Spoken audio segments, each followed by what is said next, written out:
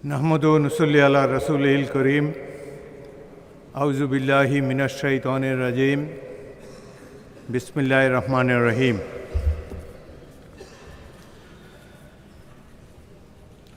माननीय सदस्यबृंद, अस्सलामु आलैकुम व रहमतुल्लाहि व बाराकातुहु।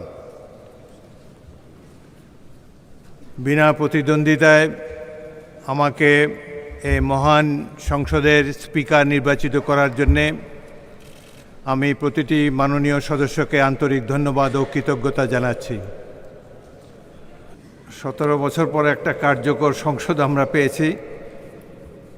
অনভ্যস্ত সংসদ গণতান্ত্রিক বক্তব্য শুনতে অভ্যস্ত নয়, সেজন্য একটু ধৈর্য ধরে অপেক্ষা করতে হবে।